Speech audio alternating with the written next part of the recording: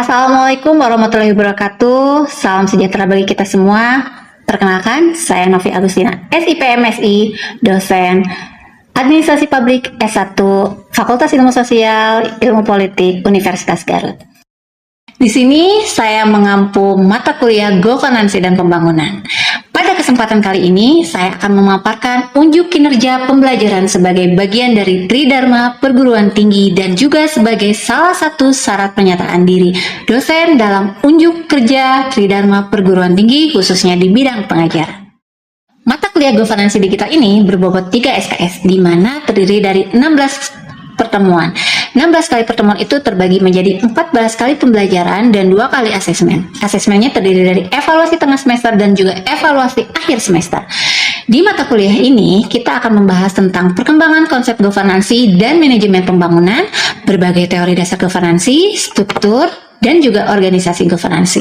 Ada juga materi lainnya seperti pembelajaran stakeholder dalam pembangunan, serta teori dasar dan juga konsep-konsep dari perencanaan dan kinerja pembangunan dalam tantangan dan juga masa depan governansi.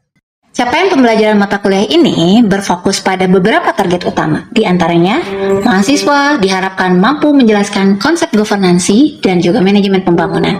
Selain itu, mahasiswa diharapkan mampu membangun struktur organisasi dan juga kebijakan publik di dalam manajemen pembangunan. Lalu yang selanjutnya, mahasiswa juga ditargetkan mampu menelaah kebijakan, perencanaan, dan penganggaran pembangunan serta mampu menganalisis kinerja pembangunan. Secara keseluruhan, materi satu semester ini disusun secara bertahap. Pembahasannya dimulai dari terminologi kunci governansi, teori dan model governansi, bentuk struktur governansi, lalu peran-peran stakeholder dan juga aktor dalam stakeholder, lalu yang selanjutnya ada kebijakan publik, hingga ditutup dengan manajemen risiko dan juga masa depan governansi. Referensi utama yang saya gunakan meliputi buku Governance, Konsep, Prinsip, dan Implementasi dalam Birokrasi Indonesia oleh Dr. M.R. Khairul Muluk MSI. Yang kedua, saya menggunakan buku Governansi dan Pembangunan oleh Dr. Santi Rande MSI dan kawan-kawan. Yang ketiga, saya menggunakan Good Governance, Kepemerintahan yang Baik di Era Digital oleh Siti Marwiyah dan kawan-kawan. Serta saya menggunakan berbagai jurnal akademis yang terkait dengan mata kuliah Governansi dan Pembangunan. Pembelajaran yang saya lakukan dilakukan dengan sistem bauran, yaitu skenario luring dan juga daring. Di mana untuk pembelajaran luring, prosesnya difasilitasi oleh pembelajaran di dalam kelas dan juga observasi di lapangan. Sementara untuk pembelajaran daring atau online, saya memanfaatkan fitur Microsoft Teams. Dalam mata kuliah Governansi dan Pembangunan, salah satu topik krusial saya yang saya ampu adalah identifikasi dan peran stakeholder dalam pembangunan. Topik ini bertujuan untuk membekali mahasiswa dengan kemampuan analitis untuk memetakan dinamika multi aktor dalam implementasi kebijakan publik menggunakan pendekatan DAI. Di mana pendekatan ini adalah delivery, interaction, dan juga assessment. Untuk selanjutnya, penilaian akhir mahasiswa merupakan rekapitulasi dari keseluruhan bobot evaluasi ketercapaian sub CPMK. Penilaian ini juga bertumpu pada indikator-indikator tugas, evaluasi tengah semester, dan juga evaluasi akhir semester. Skala penilaian yang saya lakukan diukur dengan rentang nilai kuantitatif 0 hingga 100 yang kemudian dikonversikan menjadi predikat dan huruf mutu dari A sangat baik sekali dan hingga gagal, atau mahasiswa harus mengulang kembali mata kuliah yang diampu. Demikian pemaparan saya mengenai proses pembelajaran pada mata kuliah Governansi dan Pembangunan. Yang selanjutnya saya akan menampilkan cuplikan micro teaching sebagai unjuk kerja Tridharma Perguruan Tinggi bidang pengajaran. Selamat menyaksikan. Oke, bismillahirrahmanirrahim. Assalamualaikum warahmatullahi wabarakatuh.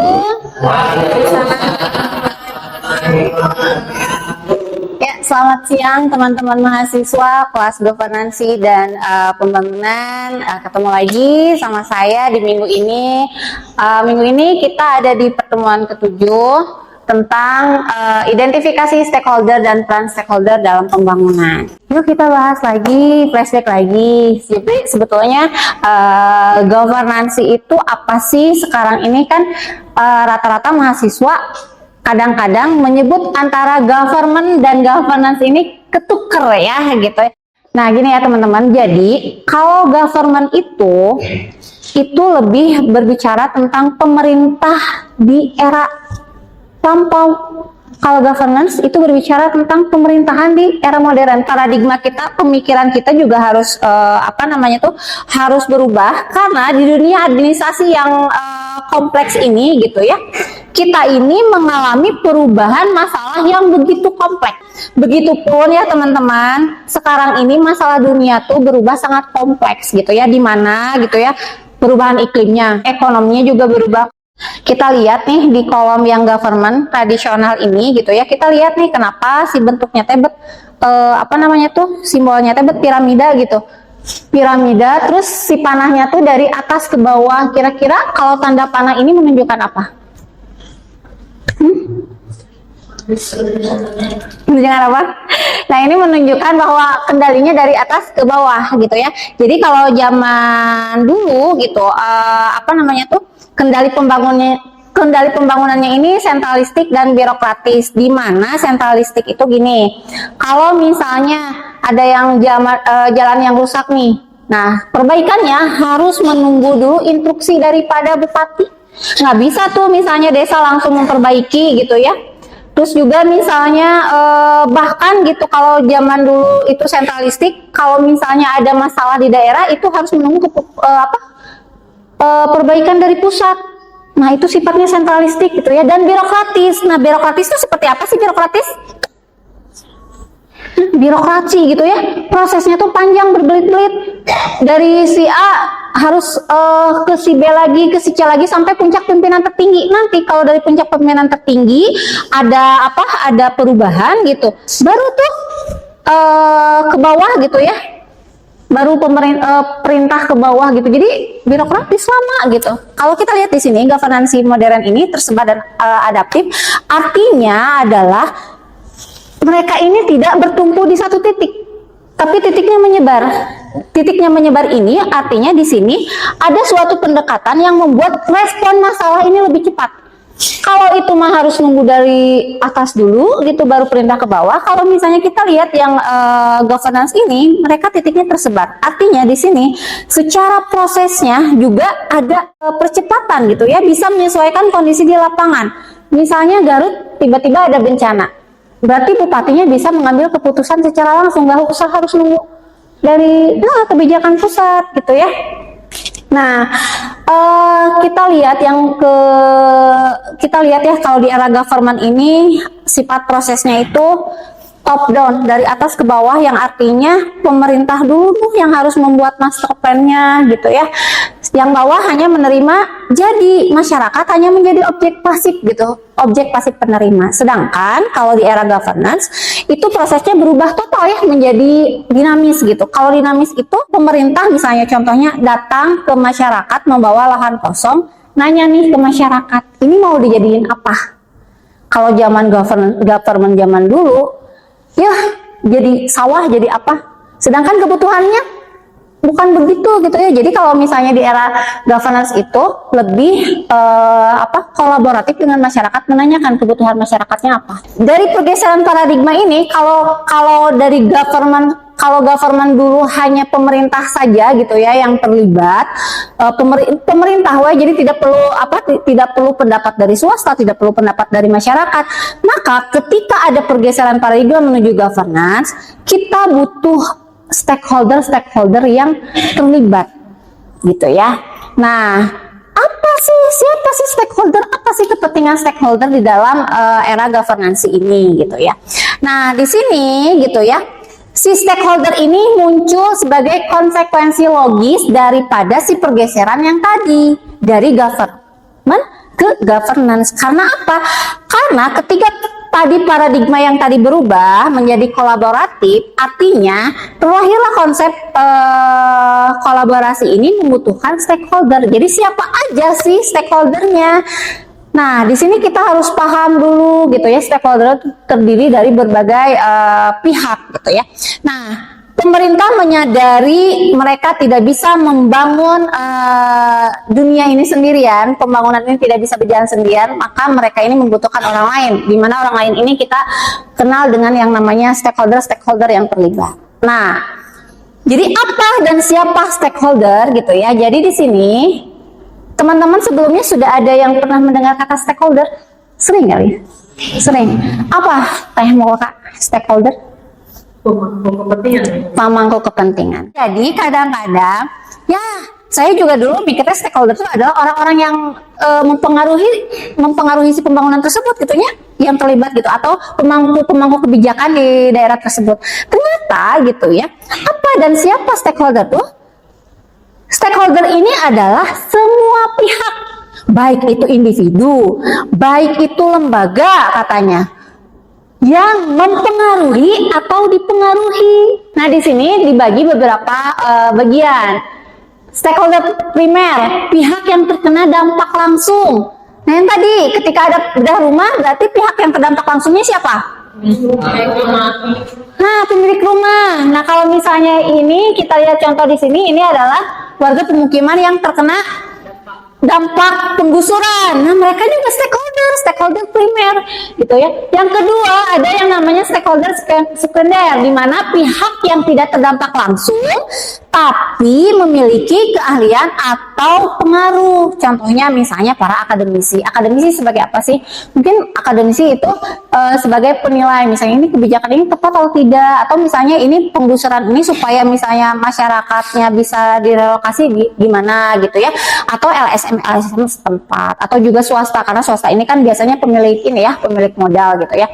Nah, ada juga stakeholder kunci, di mana stakeholder kunci ini adalah pihak pengambil keputusan yang memiliki wewenang hukum dan anggaran. Contohnya kepala daerah dan juga misalnya dinas-dinas. Nah, ini kalau secara universal stakeholder ini terdiri dari tiga pilar utama gitu ya. Yang pertama ada pemerintah. Pemerintah ini selaku pemilik otoritas legal ya, pembuat regulasi kan hukum-hukum. Terus juga yang kedua ada sektor swasta, di mana ini adalah selaku pihak penggerak roda ekonomi yang membawa modal, misalnya inovasi, teknologi gitu ya. Yang ketiga ada masyarakat, di mana masyarakat ini selaku benteng kontrol sosial, akuntabilitas, dan juga artikulator gitu ya, suara akar rumput gitu ya. Jadi kalau misalnya pemerintah terlalu dominan, artinya kita kembali ke masa lalu nih gitu ya. Tapi kalau misalnya masyarakat sipilnya juga ikut bergerak, berkolaborasi, itu namanya governance. Tapi kalaupun masyarakat sipil bergerak sendiri, itu juga tidak bagus ya. Karena apa? Kalau masyarakat sipil bergerak sendiri tanpa regulasi, maka yang terjadi akan adanya kekacauan. Sebetulnya ada cara untuk memetakan si pemangku kepentingan. Nah, ini ya, kita lihat ada metrik gitu ya, dimana di atasnya ada kekuatan, kepentingan. Nah, dimana sumbu kekuatan ini mengukur kapasitas politik finansial untuk mengubah hasil nih. Jadi kalau sumbu X ini adalah mengukur seberapa besar dampak proyek atau terhadap kehidupan atau si aktor tersebut. Jadi setelah tadi kita bisa mengidentifikasi siapa saja stakeholder pembangunan, ya, sekarang kita dihadapkan nih pada satu realitas, bahwasanya di lapangan tidak semua aktor atau tidak semua stakeholder itu memiliki kekuatan ataupun memiliki kepedulian yang sama gitu ya. Ketika misalnya tadi ada suatu proyek pembangunan revitalisasi sungai, ada pihak yang terdampak, ada pihak yang tidak peduli sama sekali gitu ya, ada pihak yang saya terdampak tapi terdampaknya tidak berkepentingan gitu ya.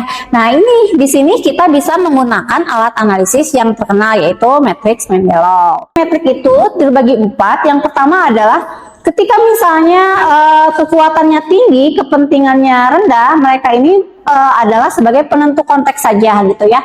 Dimana ketika misalnya ada di poin tersebut, maka untuk menjaga kepuasan si stakeholder yang terlibat adalah dengan komunikasi yang rutin gitu ya, agar tidak menghambat kebijakan. Terus misalnya si stakeholdernya ada di lini yang bawah nih, kekuatannya rendah, kepentingannya juga rendah, artinya berarti kita memperlakukan si stakeholdernya ini hanya memberikan informasi umum tanpa sumber daya yang berlebih. Jadi kita tidak perlu mengeluarkan dana, misalnya ganti rugi, orang dia sebagai stakeholdernya ada di tingkat yang rendah. Nah, kita bergeser ke sebelah sini, ada yang kekuatannya tinggi dan juga kepentingannya tinggi. Nah, ini disebut sebagai pemain utama. Artinya artinya mereka ini punya kelibatan penuh. Ketika punya kelibatan penuh, kita harus memperlakukan mereka yaitu dengan cara berkoordinasi aktif dari perencanaan hingga evaluasi. Jadi jangan sampai terputus gitu ya. Ada juga ini misalnya ketika ada di rendah kekuatannya rendah tapi kepentingannya tinggi gitu ya, artinya harus diberdayakan gitu. Artinya akomodasi suara dan harus bisa membantu kapasitas mereka.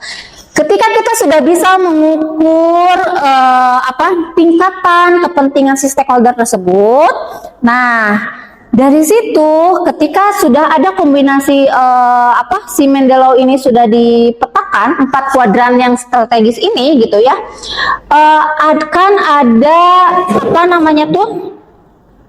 menghasilkan model yang namanya pentahelix gitu ya. Jadi dalam tata kelola pemerintah yang buruk gitu ya atau bad governance, kita kan sering lihat gitu ya, kadang-kadang banyak terjadi konflik. Konfliknya itu jangankan dengan masyarakat, dengan stakeholdernya juga suka ada konflik kepentingan ya. Si penggusuran penggusuran masyarakat yang di rel kereta api, sebetulnya kan kepentingan masyarakatnya tidak ada ya. Ada nggak kepentingan masyarakatnya? Oh toh itu tanah milik pemerintah, betul nggak? Seluruh siapa? Misalnya mereka tinggal di tanah pemerintah. Pernah nggak kalian berpikir begitu? Suruh siapa mereka tinggal di tempat pemerintah? Ada nggak? Kalau kalian jadi pemerintah, apa yang akan kalian lakukan ketika misalnya ada kalian tuh harus mereaktivasi rel kereta api, tapi ada masyarakatnya banyak. Kira-kira kalau kalian jadi pemerintah gimana? Tempat tinggal lain. Mencari tempat tinggal lain. Di mana masyarakat sendiri tidak terdampak karena dalam alasan si masyarakat juga itu tinggal di situ bukan artinya mereka punya, tapi mereka juga mungkin dalam keterbatasan dari segi ekonomi dari segi itu menjadi alasan masyarakat untuk menjadi tinggal di situ. Nah, seharusnya peran mereka dalam menjelaskan atau dalam sebenarnya menelusuri itu si pemerintah itu harus bertanggung jawab untuk memberikan solusi agar masyarakat itu tidak terdampak, karena mungkin banyak dari ibu pandangan dari masyarakat atau pemerintah juga bakal berseberangan karena dari masyarakat kita tuh tinggal di sini bukan karena kita ini, tapi kita tuh itu juga orang-orang di sini harus bisa membuat tadi usulan di sini bukan artinya si pemerintah menguasai, tapi ada di sini itu kemana juga pemerintah juga bisa ditaati, masyarakat juga itu tetap bisa tinggal di rel kereta api nggak? Bantaran? Nggak. Udah. Ada yang tinggal di bantaran rel kereta api. Jadi biar kita bisa Benny, enggak. Ya jadi kadang-kadangnya suka ada istilah kita teh cina tidak bisa menilai ketika kita belum bisa merasakan gitu ya. Tapi ya begitu tadi mungkin banyak gitu ya dari masyarakat bahwasanya pemerintah harusnya adil ketika menggusur. Bagaimana misalnya itu solusinya gitu ya. Tapi di satu sisi pasti ada yang berbicara juga bahwasanya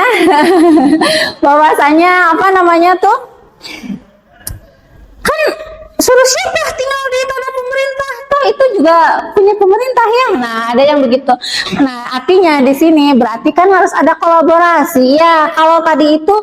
Kalau di sini di materi ini kan hanya di yang slide ini hanya pemerintah, swasta, ahli dan masyarakat. Nah ketika kita sudah menemukan cara untuk menentukan kuadran ini gitu ya, kita akan bisa menemukan model nih. Kalau tadi kan 3 doang nih, 3. Tadi itu government, terus swasta, terus masyarakat. Nah, kalau misalnya sudah ada penilaian kuadran tersebut gitu ya, bagaimana sih 4 kuadran ini harus seimbang? dinamika kekuasaan ini harus seimbang. Bagaimana si 4 kuadran tadi itu berkomunikasi dengan baik gitu ya. Jangan sampai ada yang merasa mendominasi ataupun tertindas kayak tadi. Pemerintah seenaknya aja nih gitu ya, masyarakatnya tertindas. Nah, ini salah satu jawaban bagaimana sih cara 4 kuadran tadi itu berkomunikasi. Maka ada yang namanya formulasi model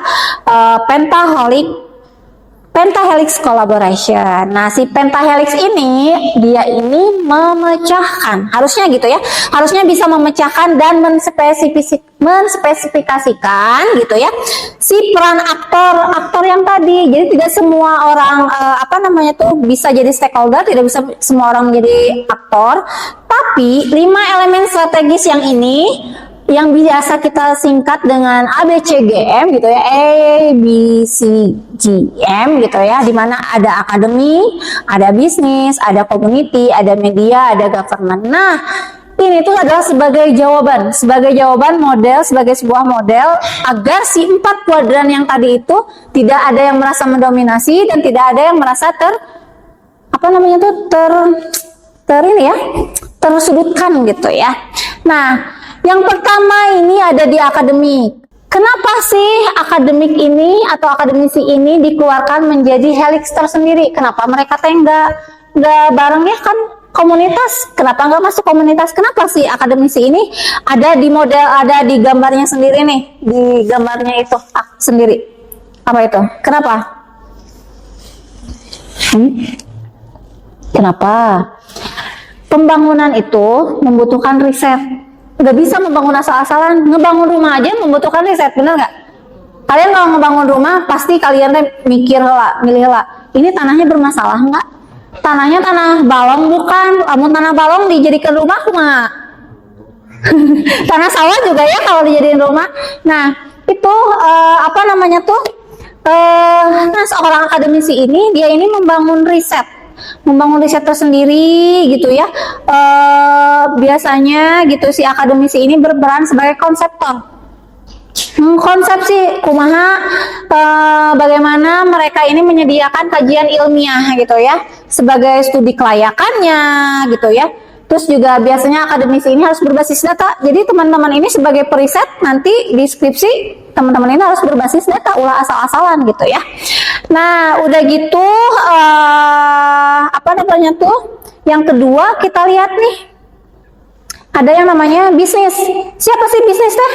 Sektor swasta ya. Kira-kira kalau sektor swasta ngapain? Kalau kalian jadi swasta, pemilik modal, ya saya akademisi tuh punya duit, gitu ya. Ada yang punya uang di sini, si pihak swasta. Nah, si pihak swasta ini sebagai biasanya ya sebagai enable lah, penyeimbang gitu, dimana mereka ini biasanya membawa investasi gitu ya. Yang ketiga ada community nih. Community itu adalah komunitas. Komunitas ini biasanya menjadi akselerator di akar rumput gitu ya.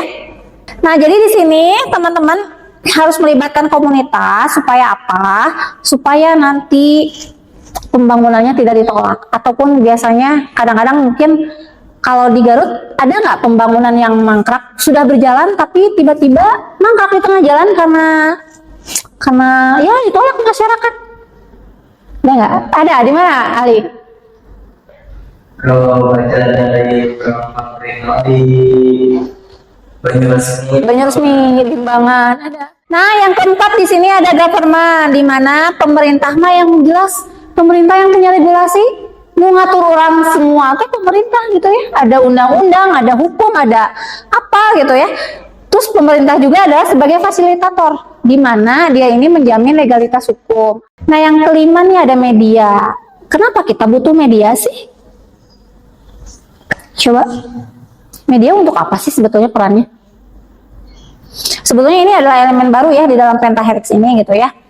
Nah, si media ini berperan sebagai amplifier gitu ya, di mana amplifier ini di era gitu ya, di era keterbukaan zaman sekarang ini, media ini menjamin keterbukaan. Keterbukaan itu bukan buka-buka gitu ya. Keterbukaan artinya transparansi publik gitu, dan si media ini sebagai media edukasi masyarakat gitu ya. Terus juga menjadi kontrol supaya misalnya tidak terjadi korupsi gitu ya, ataupun misalnya ada pembajakan pembangunan gitu ya. Nah kadang-kadang makanya media tuh harus betul-betul memberitakan yang benar gitu ya. Karena apa? Kalau misalnya tiba-tiba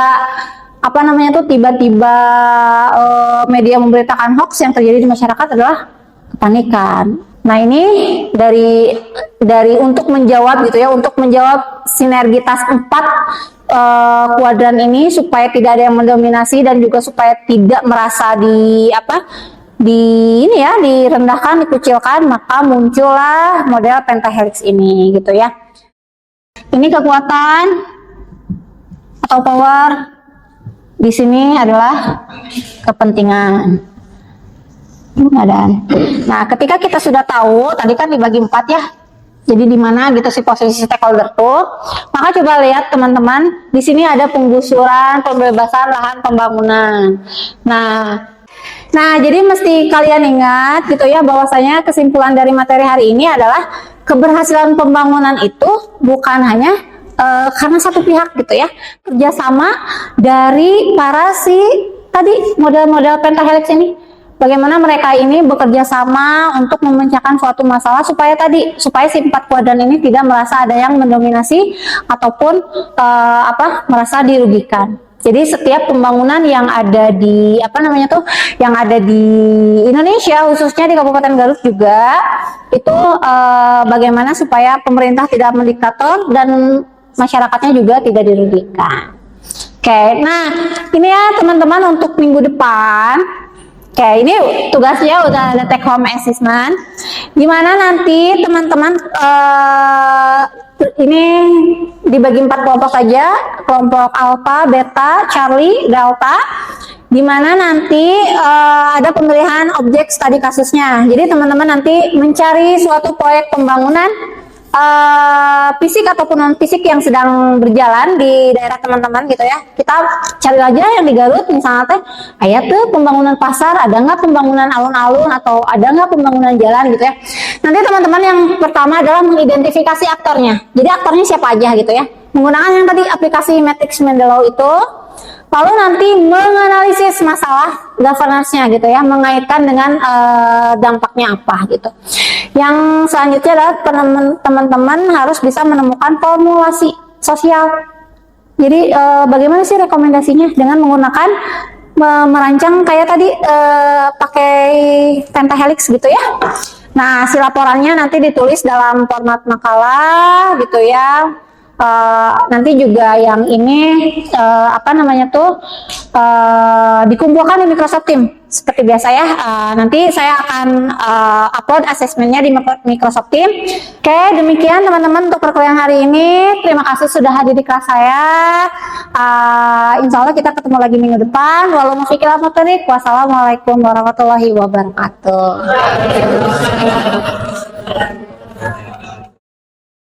Demikian video salah satu unjuk kerja Tridharma Perguruan Tinggi di bidang pengajaran mata kuliah governance digital yang saya ampu di semester genap ini. Semoga menjadi bahan pertimbangan untuk Bapak Ibu asesor. Terima kasih. Wassalamualaikum warahmatullahi wabarakatuh.